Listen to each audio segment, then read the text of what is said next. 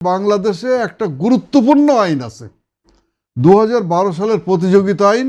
তার এগেনস্টে একটা প্রতিযোগিতা কমিশন আছে, যে কমিশন এবং প্রতিযোগিতা আইনটা সম্পূর্ণ অকার্যকর করে ফেলে রাখা হয়েছে। দেখেন, আপনি যদি করোনার সময়ের কথা বলেন, আর কি হলো, এই করোনার সময়ে বড় ব্যবসাগুলো কিন্তু ঠিকই চলেছে এবং তাদের যে কারখানাগুলো ছিল, তাদের যে ব্যবসা প্রতিষ্ঠানগুলো ছিল, সেখানে কিন্তু কেউ হাত দেয়নি। সেখানে কিন্তু র্যাবও যায়নি, পুলিশও যায়নি, কেউ যায়নি। কিন্তু ছোট কারখানা বা ছোট ব্যবসায়ীদের ওখানে গিয়ে চোটপাট করছে, মারধর করছে, জোর করে বন্ধ করে দিয়েছে।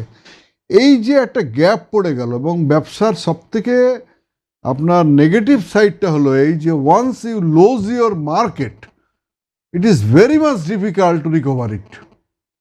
এখন সেই অবস্থায় কিন্তু আর কি হলো যে ছোট ছোট প্রতিষ্ঠানগুলো আর কি এবং ছোট ছোট ব্যবসায়ীরা কিন্তু পড়ে গিয়েছে, যার ধারাবাহিকতা আজও চলছে।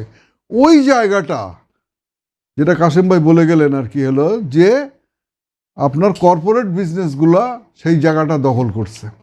ঝালমুড়ি, চানাচুর, রুটি, বিস্কুট, হ্যাঁ, মানে হলো বদনা, মগ, এইগুলো করবে কারা?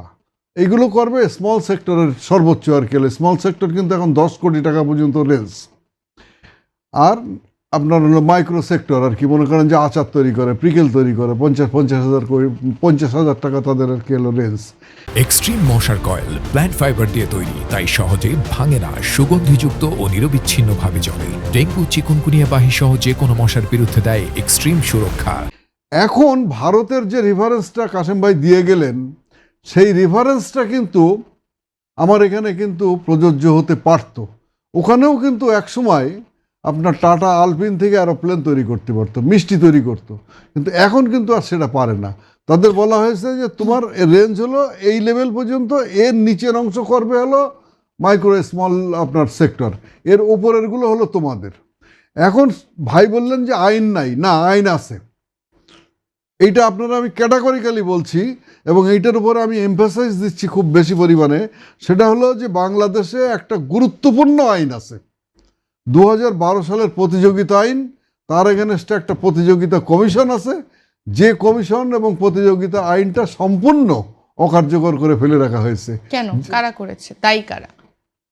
এখন আমি কি করে বলবো আর কি এলো, আপনি একটু বুঝে নেন। বাংলাদেশে যারা ক্ষমতার মালিক তারাই করে। হ্যাঁ, তো এখন আমরা বারবার করে, আমি এই এফবিসিসিআইতে কিছুদিন আগে যিনি প্রশাসক এসেছিলেন, উনি প্রতিযোগিতা কমিশনের সদস্য ছিলেন আর কি। তা আমি ওনারা বললাম যে স্যার, উনি অ্যাডিশনাল সেক্রেটারি ছিলেন আর কি।